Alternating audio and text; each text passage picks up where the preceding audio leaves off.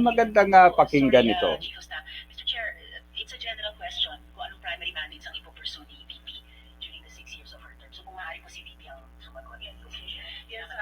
Yes, there will be only two for permanent projects that we will leave with the Office of the Vice President. One is the permanent office and residence of the future Vice Presidents. The second is the Vice President's museum. And yes, that's two. And then the third is the Omnibus Law about the charter of the Office of the Vice President. So that's three. Salamat kayo, Madam VP. But I was asking po about primary mandates of your office. Ito po, I understand 2 or 3 permanent projects, yung permanent office, yung VP's museum, tsaka yung omnibus law or charter governing the Office of the Vice President. But in terms of your office itself, ano yung primary mandates that you will seek to achieve as the Vice President, Mr. Chair? The strategic direction is to institutionalize and implement socio-economic services and key programs towards nation building in support of the 8-point socio-economic agenda of the Office of the President and his direction and mandate of Bagong Pilipinas. Sigurado, it's one of the toughest portfolios to hold in government, pero nakikita ko po concurrent yon sa pagiging VP. So, iwalay pa po yung primary mandates ng DepEd, which I'll ask in the other hearing later, but may iba pa po primary mandates yung Office of the Vice President. So, at least initially, nakikita ko yung primary mandates ng office nyo in support of the mandates and the programs of the Office of the President. I hope, Mr. Chair, dahil pangalawang taon na ito ng panunungkulan ni VP, at least in the next budget hearings, we can hear more specific and distinct mandates of the OVP kaysa lamang in support of yung mandates ng OP. The Office of the Vice President has been allocated confidential funds amounting to 500 million pesos. According to Joint Circular Number 2015-01 issued by the COA, DPM, DILG, CGC, DCG, and PNP, confidential funds refer to those expenses related to surveillance activities in civilian government agencies that are intended to support the mandate or operations of that agency. So, una pong tanong dito, Madam Vice President, which mandates of the Office of the Vice President will be supported by the aforementioned allocation of the confidential funds, Mr. Chair?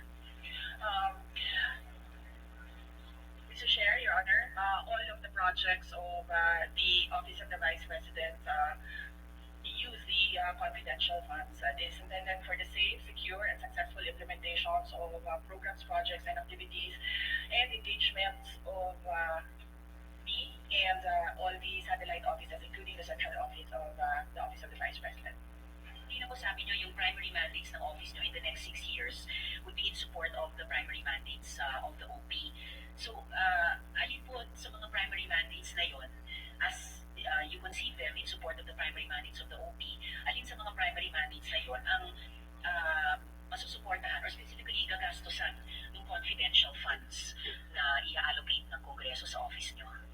Yes, Mr. Chair, Your Honor, the constitutional mandate of the Office of the Vice President is only to be a reserve, a bench warmer, in the event of, I do not want to mention it, but in the event that the President cannot discharge his functions, that is the constitutional mandate of the Office of the Vice President. Apart from that, all the other projects of the Office of the Programs, Projects, and Activities of the Office of the Vice President will depend largely on the decision and discretion of the incumbent elected Vice President. So, for my term, we decided on 3 permanent projects: the charter, the museum, and the permanent office and residence of the Office of the Vice President. And then we took on the projects that made the most impact when I was mayor of Davao City. These are the entrepreneurship program, the peace building in communities, the pagbabago advocacy campaign. We added the pagbabago a million trees for in support of the mandate of the DNR. And then we have the PATSRAP program in support of the Department of Health and the Department of Education. And then we created the Disaster Operations Center for in support of NGC and all those local governments who are asking for help from the Office of the Vice President when there are calamities or emergencies in their locality. personalities, and that buses donated to me, I lent to the Office of the Vice President to support the Libreng Sakay program of the national government. In addition to that, I discharge the functions and duties of the Secretary of the Department of Education. And in addition to that, I was tasked by the President to co-chair the National Task Force on Ending Local Communist NTF-ELCAC. And in addition to that, I also took on the role of President of the Southeast Asian Education Ministers Organization, SIMEO. And all of these activities use confidential funds. Kung ibig niyo pong sabihin, lahat ito, starting with the benchwarming and being a reserve, and then yung entrepreneurship program, yung peace building, yung pansarap, yung Million Trees, yung pagbabago advocacy, yung disaster operations center, yung Libreng Sakay, and yung binanggit nyong 3 permanent projects, the permanent office, the VP's museum, and the omnibus law or charter. Bawat isa sa mga ito, gagastusan ng confidential funds ng opisina nyo? Yes. Mainly, the confidential funds, as I said, is for the safe, secure, and successful implementations of the programs, projects, and activities and engagements of the Office of the Vice President. In addition, there are times when the President is on official trips, travel abroad.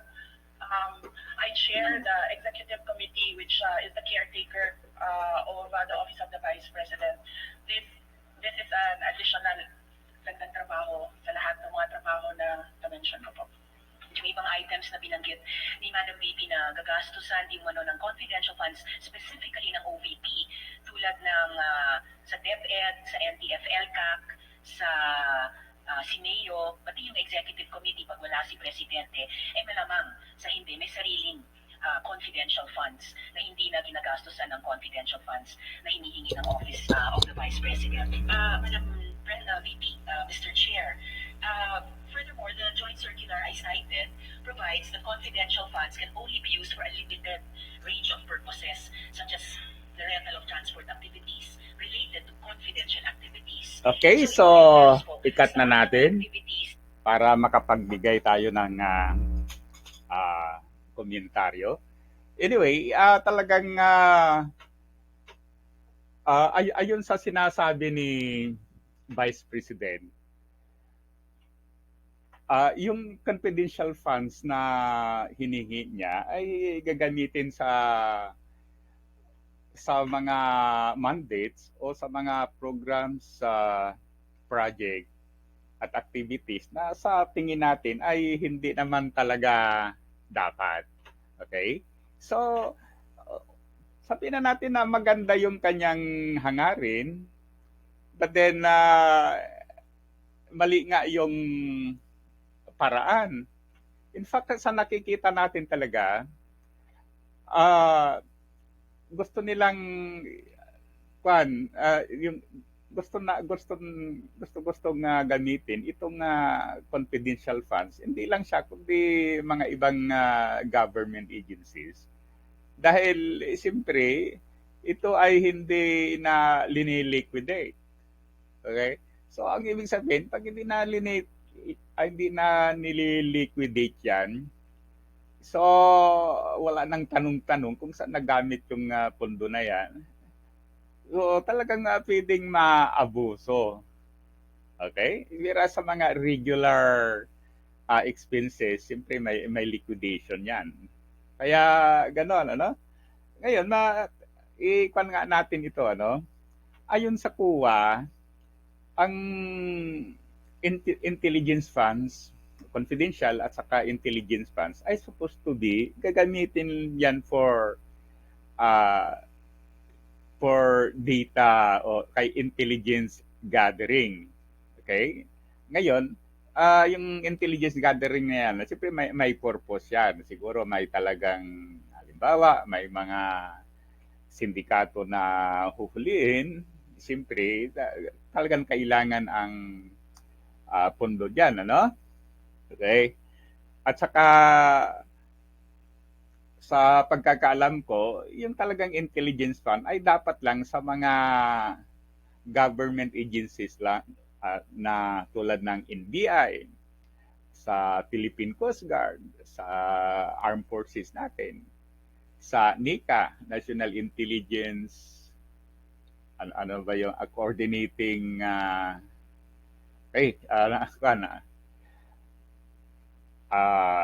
ganun yan. Hindi ko makakuan yung isa, no? Sa, yan. So, therefore, so imagine, siya mismo ang nagsabi na ang intelligence funds ng OBP ay gagamitin niya sa entrepreneurship. So, kasi malapit daw ito sa kanyang puso nung siya ay mayor ng Davao na, okay, so yan. Binibigyan siguro ng puhunan yung mga nagninegosyo. Pagkatapos peace building, parang tahimik yung lugar, yan, gagamitin yung gagastusan yan. Pagkatapos yung yung ano, mayroon silang pagbabago program. So doon din gagamitin. Pagkatapos mayroong libreng sakay. Oh, gagamitin 'yan. Pagkatapos yung being chair doon sa ano, Southeast Asian Education Ministry, if I were not mistaken. So, kailangan niya yung doon, intelligence funds. Pagkatapos, as Secretary of Education, kailangan niya yung intelligence funds. Pagkatapos yung pag-operate ng mga satellite offices of the Vice President. So, kailangan ang intelligence funds. So in other words, yung area wherein yung intelligence funds ay dapat gamitin ay nag-expand under the office of the Vice President as well as yung office of the Department of Education. So may additional. Okay. Kaya 'yon ang ngayon sa nakikita natin, hindi naman natin dinadown ang Vice President. But then sa totoo lang, para talagang hindi niya maipaliwanag mabuti kung saan gagamitin ito. Kasi kung totoosin talaga, ang sinasabi niya ay doon sa mga bagay na hindi dapat gamitin doon, ano? So ito na lang, ano?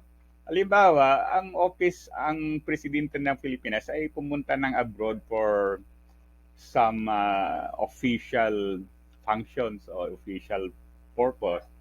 Ngayon, being chief of the yung being the siguro temporary head ng Malacanang, bakit kailangan pa niya ang confidential funds? Okay? Pero halimbawa, ang Vice President naman ay siyempre mayroon talagang official na sasakyan niyan, mayroon silang mga drivers, magkaroon sila yung mga whatever provisions ay nandyan. So, no need. Okay? Halimbawa, doon sila pupunta sa Malacanang. So, hindi na dapat magagastos yun kasi siguro naman doon sa Malacanang talagang may merienda doon, may pagkain, whatever the needs ay nandoon. Kaya no need ng confidential fund. Okay, take charge lang for the meantime nang wala ang president, kailangan pa ang confidential funds. Pagkatapos yung pagtatanim ng mga trees, kailangan ang confidential funds. libreng sakay, confident, kailangan ng kwan, o whatever programs, lahat ng mga yan kailangan ng kwan. Kaya sa nakikita natin with this na nangyayari, talaga nababiolate yung tamang procedure o tamang standard kung saan dapat igastos ang pera ng government. Okay, so siguro imagine half billion, previously naman wala naman, hindi naman kailangan yan. So ganito na lang, halimbawa yung confidential funds of the Vice President, gamitin na lang yan sa pagtatayo ng mga school buildings. Hindi lang yung kanyang confidential funds as Vice President, pati yung sa Department of Education. Kasi talagang anywhere, kulang pa tayo talaga sa mga classroom, sa mga bagay-bagay na kailangan ng DepEd. Okay, so yan. Hindi tayo against diyan sa Vice President, pero against tayo doon sa proseso na gusto niyang mangyari. So muli, thank you. Sana i-like at saka subscribe sa ating YouTube channel. Mabuhay tayong mga Pilipino.